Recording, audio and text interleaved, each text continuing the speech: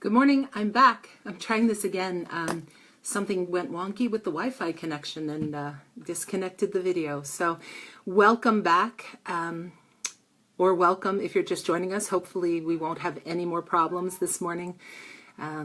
This morning we're going to be discussing how to make sure that you get to stay in business as long as you want to. You can see that it just makes me a little crazy when people go out of business, and especially if they didn't want to, if it wasn't because they wanted to. So to get us started, let me say a few things about business. If you're just starting out, or you're just wanting to figure out what you're doing or whatever, I always say being in business is a pain in the ass. And I say that because it really is. It's risky in that every responsibility falls to you. You do the work, you pay the bills, you get the clients, you pay your own taxes and expenses. You have to figure out how to fix things when they break. You have to figure out how to correct mistakes, even if they're not yours sometimes. At the end of the day, it's all you. Being in business also has amazing rewards. It includes freedoms of all sorts. I think freedom, if we had to pick just one major thing that is a benefit of having a business, it's the freedom. Freedom to call your own shots, freedom to work with whomever you choose, and to not work with whomever you don't want to work with. Freedom to go where you like, to work as much or as little as you like. All these freedoms to set your own fees, just freedom. And there are other really great rewards as well, like tax breaks. You can get tax breaks. You never need to dress for work again. I don't know about you, but the fact that I haven't had to dress for work since 1992 is such a blessing. I can't even talk about that one. And that list goes on. There are things that you can get through your business that you would pay for if you were an employee. It's just an amazing thing. You can meet amazing people that you probably would never have met if you hadn't owned a business. But the question is, why would someone take all that risk to begin with if she didn't believe she could make a go for it? You know what I mean? If she knew she could start it, but it wouldn't be there long term to support her or to give her something to do, why would she start? And what does long term even mean? It really just means whatever it means to you. I know that in my imagination, long-term means probably more than just a couple of years, because it takes time to build a business. It takes time to do all of the stuff that you need to do to get it to the place where you're happy with it. And so if you didn't think you were going to get that far, why would you start? And so part of my mission is to make sure that everyone I coach and train understands how to survive and thrive beyond 5 years. And that's why this is a topic I'm excited to be exploring today. For those of you who don't know me, I'm Anastasia Bryce, founder of AssistU, and for nearly 20 years, there's the longevity piece for us, we've supported women in creating solid, sustainable, and profitable businesses as virtual assistants and connecting them to clients who want to work with them. We also support the clients in understanding how to work best with the VAs that they choose to work with. As we go, feel free to type any questions you might have for me, and I'll answer at the end. Also, let me know what you think with likes and little hearts. Thank you for the hearts already. I can see them. They feel great to get. So I want to start by sharing a story about AssistU when AssistU was about a minute old. I have a good friend who is an incredibly prosperous and successful businessman, and he's also a philanthropist. And one of the first things he said to me when he heard that I was starting AssistU was, what's your exit strategy? And I had never heard of such a thing. So he explained that what I wanted to do was plan right then how to grow the business so I could sell it in 4 to 5 years and get out. And you can guess how that went, since we're turning 20 years old next year, right? So it introduced me to a distinction that I needed to make and that I want to share with you, and that is entrepreneur versus small business owner. Entrepreneur gets slung around a lot. I mean, if I had to pick one word that has sort of seemingly become the word to apply to someone who owns something, some sort of businessy thing. That would be the one. But I don't believe, you know me, if you know me, you know me, I'm a little bit of a wordy, and they're not the same thing. You may also wonder why so many companies that you see, big companies, bigger companies, are also in business for about a minute. They sell or merge with another company, and often they do that for a big payout. It's because somebody had an exit strategy, but it's because that's what they got into business to do. They got into business to create something, build it to the place where it did the thing they wanted it to do, and so that it would be attractive to some bigger company with more money, and then sell it and get out. That's what entrepreneurship really is about. Entrepreneurs as a type, in case you decide to work with them, are famous for starting things, and they take them a certain way, and then they get out, or they drop them. That's just what they do, because what they want to do is create. They love to create new things. But us, we're small, maybe even solo. And as solo business owners or small business owners, I don't know about you, but I don't even call myself an entrepreneur. Again, I see it as a very different beast. I don't resonate with that word because I got into business to offer something and to help others with the thing that I offer. And as long as I'm happy doing that, that's what I'm going to do. And so where longevity and commitment to a single entity isn't important to entrepreneurs, it's incredibly important to someone like you. And so the game is completely different. So your game is you get in, you build and become more skilled and adept at what you do, and you up your game, and you create more value, and you raise your standards, and you raise your fees, and you make it so that your business serves your life, and you're in this business for the long term.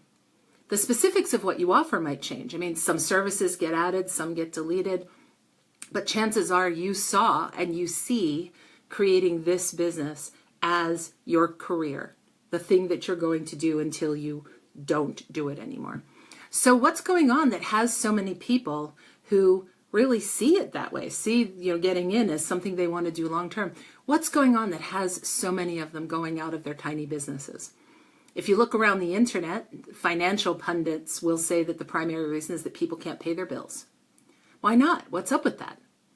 Again, pundits will say things like, well, the market didn't want what they offered, or they couldn't find enough clients, those kinds of things. And those things may well be true, but I think the bottom line to all of that is one of two things. And this comes entirely from my experience over the past, whatever it's been, 25 years, since 1992 when I started working for myself. Number one, it could be number one, they didn't create a smart, solid business foundation to begin with. Or number two, they didn't like being business owners and were so unhappy that they just wanted to stop. They wanted out. And I think those are the basic reasons as well why VAs fail to thrive. What I've discovered through our close to 2 decades of working with VAs specifically is almost all of them have similar tales.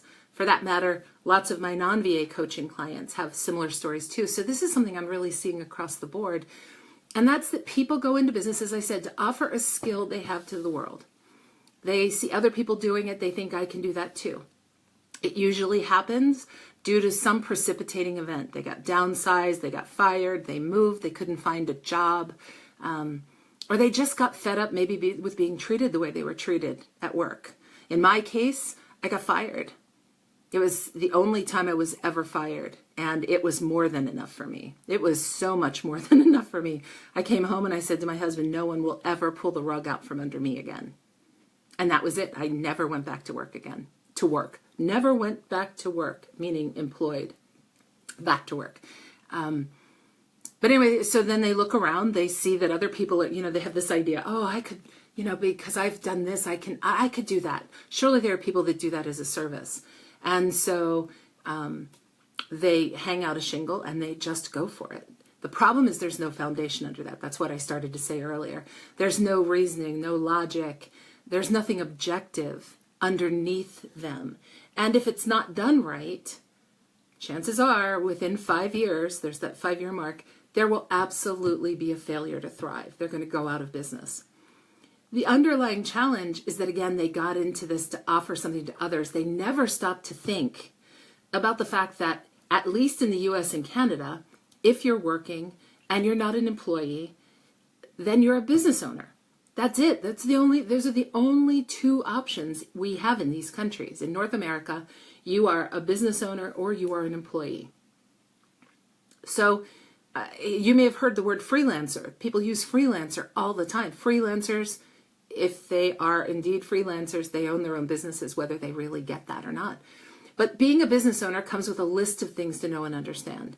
So if you have no business acumen and if you have no business foundation, this means you also have no understanding of really how to set your fees or how to be profitable or why it matters. You don't have any standards, so you'll constantly be blown around by circumstances and other people. You will not have made a real investigation of who your clients are going to be, how much they earn. If you don't know how much your clients earn, you don't know whether they can afford you, where they hang out, what they read, how to reach them. Do they belong to any organizations? Do they read journals? Are there Facebook groups for them that you could join? So when you don't know anything about them, your marketing really becomes like throwing pasta against a wall and seeing if anything sticks. It's not the best way to do it. They also don't have systems to support any of this. And without systems, I'm a systems girl. I am. I love order. I love knowing what I'm doing. And if you don't know what you're doing, you don't have systems, everything kind of goes to hell in a handbasket. And I know some of you who are watching right now also believe that. And I get why they don't stop in the beginning. They're all excited. They don't stop in the beginning and go, oh my gosh, wait, I've got to put the brakes on. I've got to figure it out because it's not smart to do it any other way. I get why they don't put a foundation on what they're doing. It's not, the bottom line to that is, it's not what they wanted to do, right? They wanted to offer the thing. So part of my challenge in life has been saying to people, stop for a minute. Let me help you put a foundation under this so that it will support you long term. If you do it the way you're going to do it, it's going to be painful over time, and chances are it's not going to work out long term. Building a foundation comes with a fairly significant learning curve. If you've never owned a business, you don't know what you have to do. There are so many things you don't know. And not that they're all hard or horrible for that matter. You just don't even know they exist. It's not part of your frame of reference. And because they don't have to. There's no law that says you have to set up a business smartly. They can kind of do it differently, like a la la la la la, I hear you, Anastasia, but I don't want to stop and put a foundation under this business. I'm not interested in doing any planning for this. And they know that there aren't any biz police coming to shut them down. So they just do their thing. Lots of people will join forums and they get advice from other people who often will not have foundations and who don't think foundations matter, who are of the, let me just jump off a building and grow my wings on the way down mentality. And they may even think that they're doing okay, right up until they're not. Right up until, like the pundit said, they can't pay their bills. And once they're not doing okay, things can go bad very quickly. And then they're pretty much out of business. And if they didn't want to be out of business, and so they find themselves in a situation, they start banging on themselves as failures, and they go back and get another job. And that hurts my heart, really hurts my heart. And it's all a bit crazy to me because 99% of that can be avoided. It can be avoided. If you wanted to run a marathon, let's just say you decided today, I want to run a marathon. I've never run in my life. I don't even know how to run a marathon. I don't even know where to find a marathon to run. But you'd start to research it and you'd find out what you need to learn to do it well, to even finish it, right? To do it. You'd learn what needs to happen. You'd set yourself up for success by doing some training, putting in the time and the effort and the energy. You'd learn to run properly. You'd get the right equipment. You need some really kick-ass shoes if you're going to run a marathon. And all of that is to run a race. And I'm not putting that down. Running a marathon, I can't do it. I don't even want to do it. And I know friends who do it, and I think they are amazing, amazing people. But if you would go to all that trouble to learn to run a race, why wouldn't you do it to start a new business? That whole jumping and growing your wings on the way down, I just don't really understand it. But I do understand why it doesn't work out, why having a business doesn't work out for so many people. If you want to be on the other side of the statistic around failed new businesses, you need to learn what you don't know. You need to do the hard thinking and the deciding and the planning about what you want this business to be and do and who you want to be in this business. And you need to get the right resources and grow into the person capable of being a good steward for the thing that you're going to create. And that all starts with, dun, dun, dun, a business plan. And I'm sure some of you are cringing because who really wants to do a business plan? I don't think any of our trainees have ever really wanted to do a business plan, except that it was part of the program. And we said, you got to do it. But I promise that doing a plan doesn't have to be scary or cringeworthy. A good plan for a VA biz or for any tiny service business really is about just doing the thinking and the deciding, doing a little research, doing the deciding, saying what you plan to do, stating your intentions. It's about intentions. It is somewhat tedious. Yes, this is the tedious part. And there are no shortcuts. You could go online and there's a whole website about creating a one-page business plan. Is it better than nothing? Yeah, I'm sure it's better than nothing. But is it good? Probably not. I like to think of a plan as the story of something. So you might write that for yourself as the story of how I created my awesome VA practice that allowed me to pay for my daughter to go to college. Or the story of how I created my awesome VA practice that allowed me to afford to retire in Costa Rica, or whatever the case may be. How I created this awesome business that allowed me to never again work on Fridays, which might be your story. It is my story. Whatever you want to say, that's the story that you're writing. That's the story you're creating. And that's the business that you're creating. I mean, you've probably heard that everybody thinks McDonald's is in the business of selling hamburgers, but they're really in the business of real estate. And that's sort of the same thing in this instance too. You may think you're in the business of being a VA or whatever it is that you're planning on doing and selling. But the truth is that you're in the business of creating something for you. And there's something you want. And that's the real business that you're in. When you think of creating a story as opposed to writing a business plan, it's far less scary. And especially when you don't know a whole lot about business when you're starting to do it. So I wanted to give you the down and dirty overview of the kinds of things a plan for a VA or any tiny business really needs to cover. You don't need to try to capture these here. They're going to be, the list will be in the comments when I finish the video, when it's posted. But just, sort of listen. So first you need a generalized statement about what you do. I'm a virtual assistant. I'm a bookkeeper. I'm a whatever you are. And then you need a description of the business, including what the business is and the history of the profession that you're entering, where your business is located, the legal form of business that you decide on. Most tiny businesses are likely to be sole proprietorships or LLCs or S Corps. You want to include how much money you think you can make in this business, how much money you believe you need to make with this business, and whether money is your biggest driver. If it is not, what is? Another thing to add in this section is what's the biggest goal you have for the business? Where do you think you can take it in the future? Is there an end game for you? Are you hoping that you're going to grow it and, ultimately make $1 million? Because if you think so, then at some point you're going to have to create a plan to get you there, right? The second section is an assessment of the market and a marketing plan. So you want to know exactly who your ideal client is. So you want to create an ideal client profile. Knowing who you want to work with is important. Otherwise, you don't know how to market. It's that spaghetti on the wall thing again. You just kind of throw it at everybody and hope that it sticks somewhere. But when you know, then you can more precisely head in those directions, and it's easier. It's so much easier. Research you've done about them, how much money they make, which tells you whether they can afford to work with you. I mentioned that before. Where they are geographically, what professional associations they belong to, the things I mentioned before. Are there Facebook groups that they hang out in? What books do they read? What books have they written? How will you reach them? You also want to include something about what makes you different in this section. We're all different.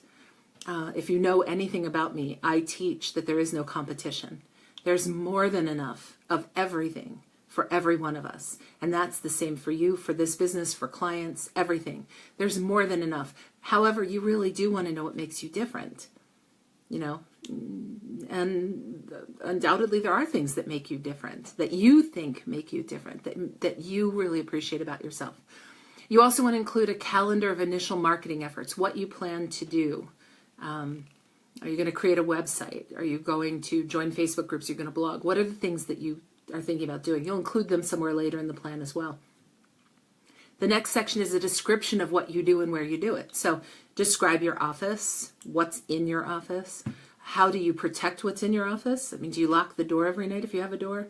How do you protect the stuff that's on your computer system? And how do you protect your client's stuff as well? That's important to know. How you, part of that would be how you back up the stuff that's on your computer too, where that's kept.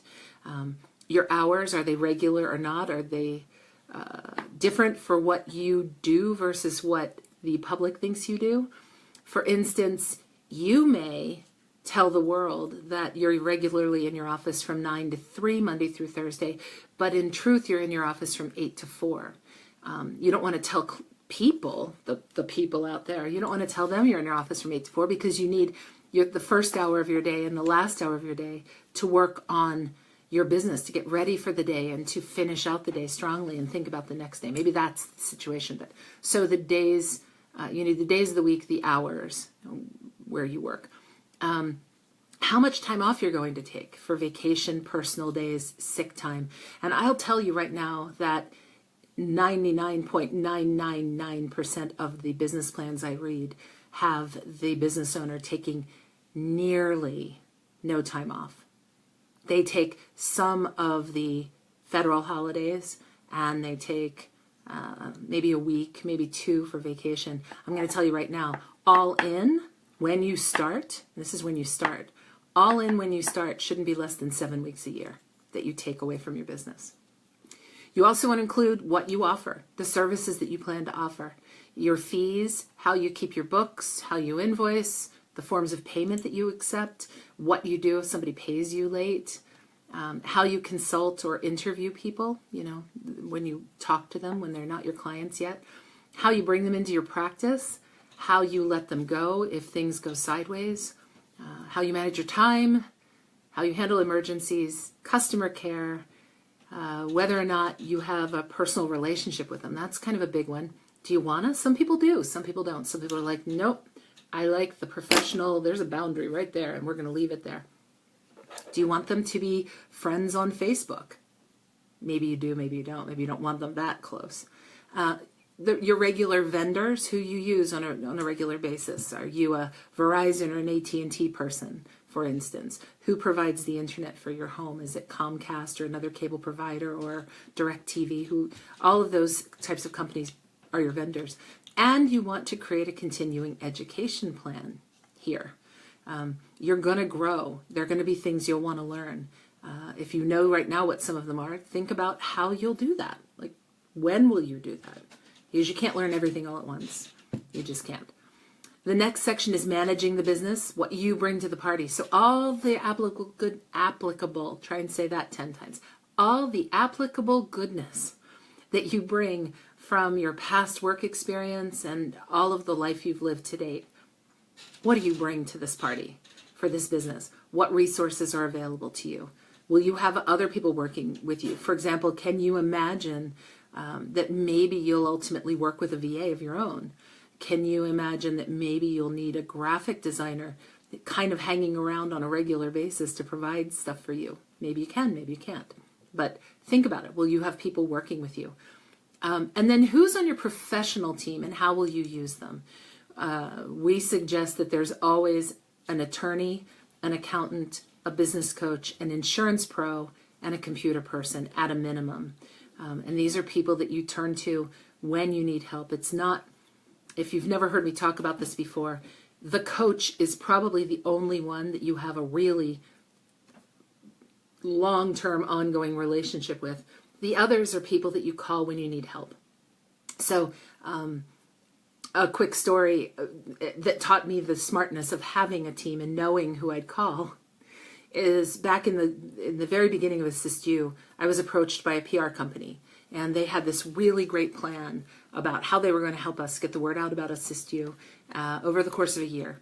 And it was a 10 grand buy-in. I could pay it quarterly, but it was 10 grand, which was a lot out of my very little itty bitty pocket at the time. And I was like, yes, oh my God, yes. They sent me the agreement, which literally was on a piece of paper.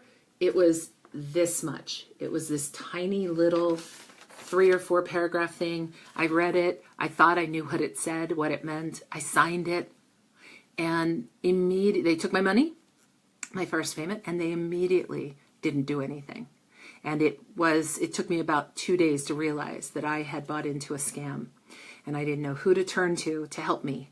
I didn't at the time know that I should have had an attorney already sort of on standby in case I needed him. And it was painful to find somebody when I was scared and facing the fact that I might have just committed myself to paying $10,000 for something I was never going to get.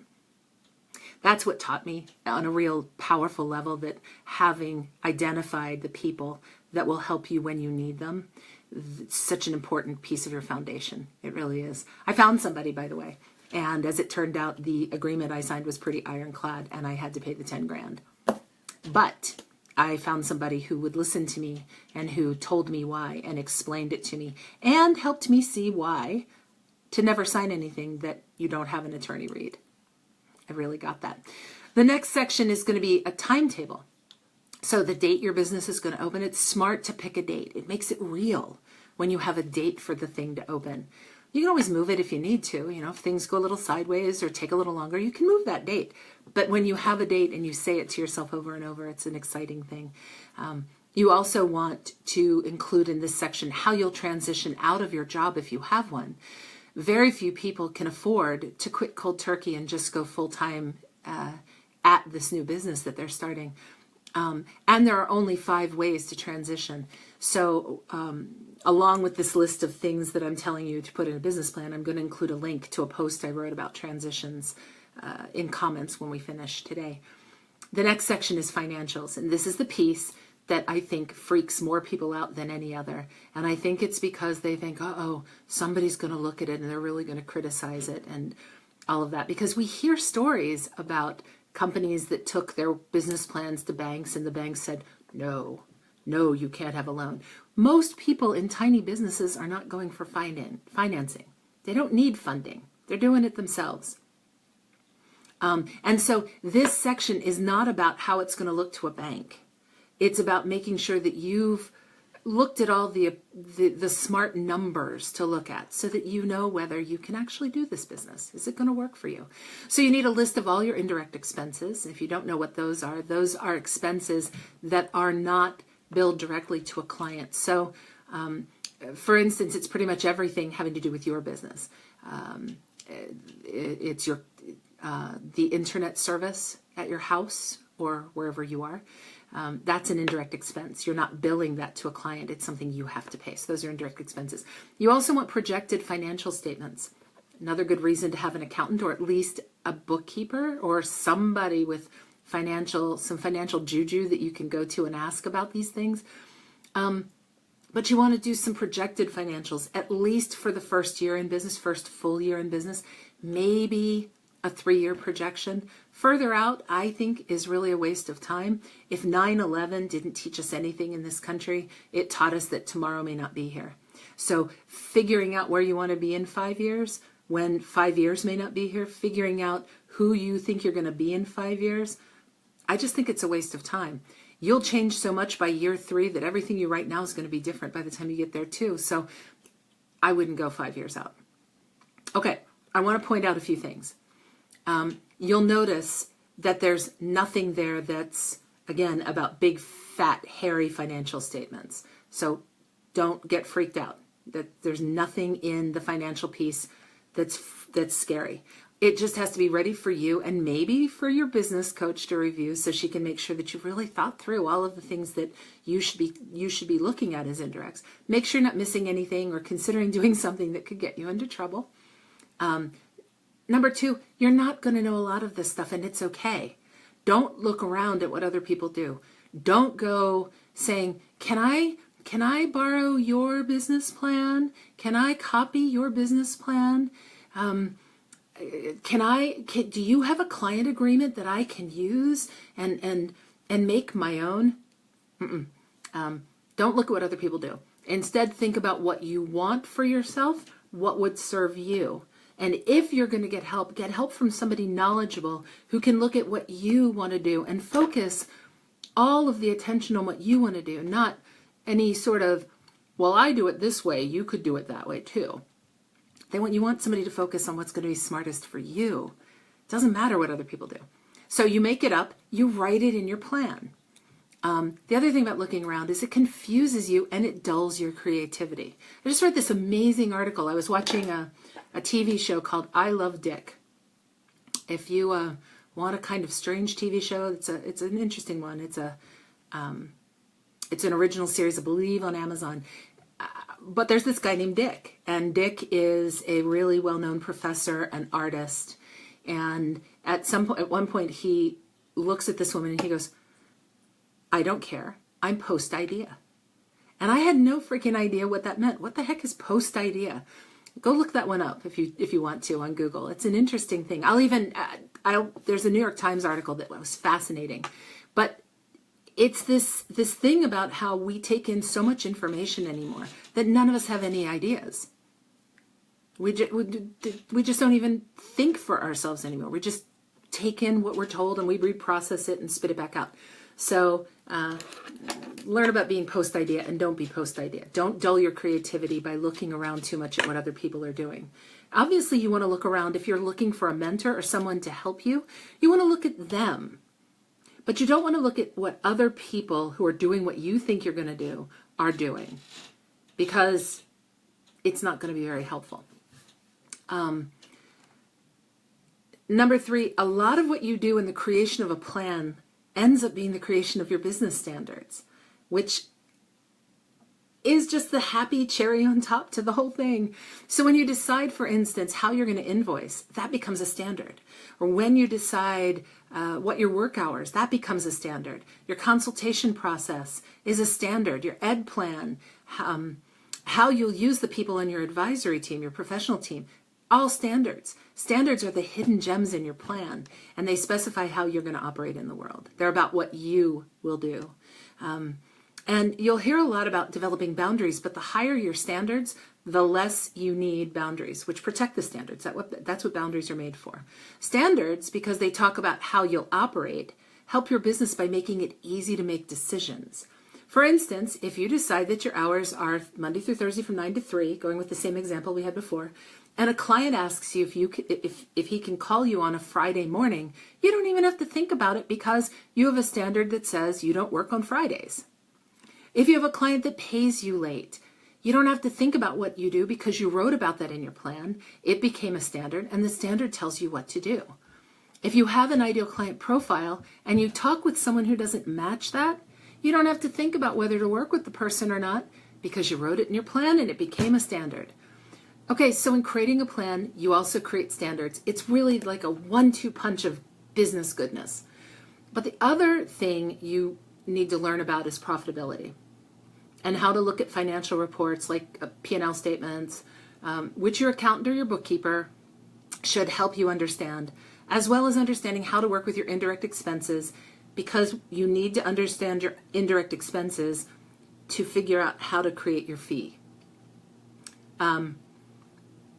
You need to know a base amount per hour so that you know what you need to earn at a minimum every hour you're working, every hour that you're billing in order to be profitable. A good coach can help you do that piece. Maybe your accountant, your bookkeeper. Hard to know. Or, ta-da, you can come back here for the next live because I'm going to be teaching it. So that's in August. I'll tell you why it's in August in a few minutes, but I will teach you to do that smartly. One of the things I wanted to say about needing to know how much you need to earn per hour.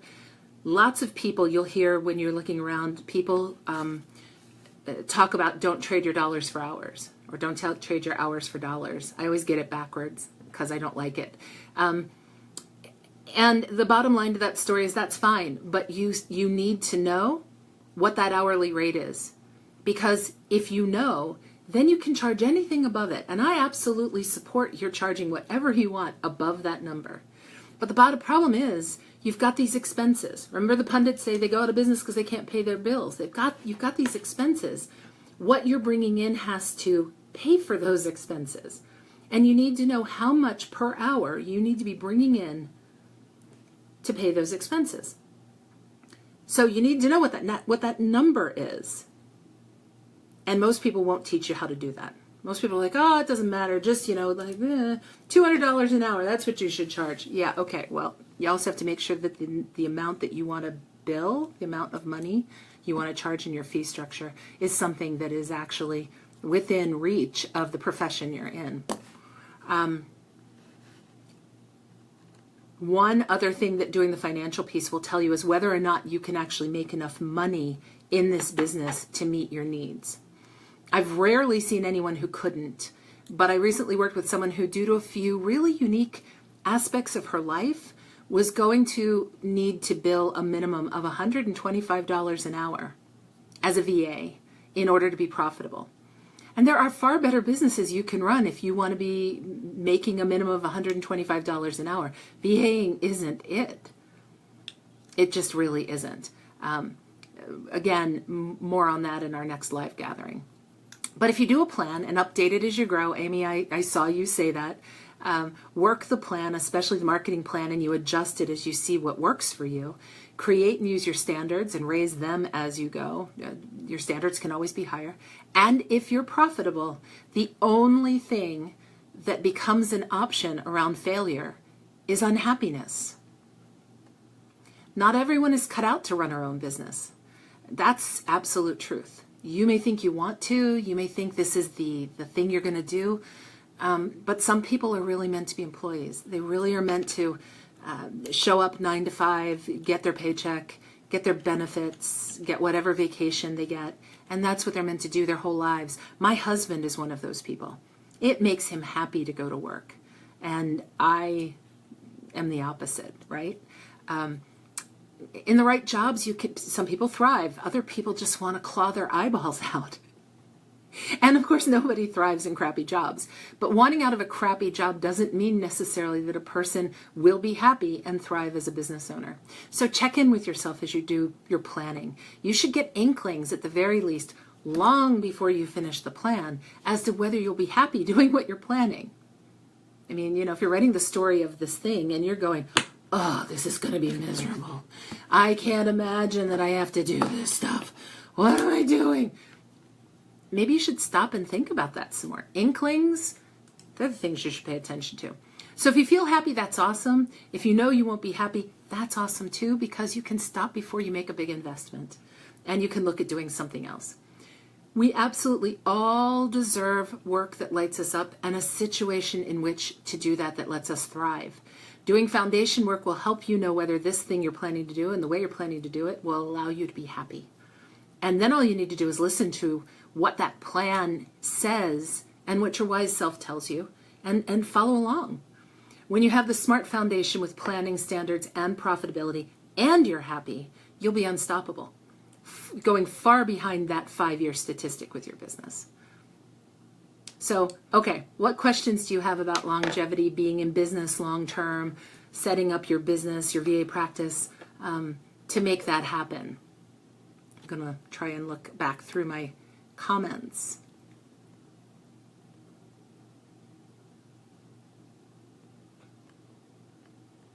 Awesome.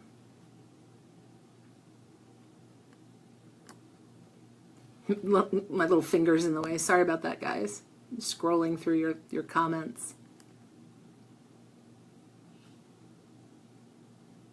Yes, Petra, that's really brilliant. Standards help you run your business with your business head rather than your emotional heart. And that's also an interesting piece too around that.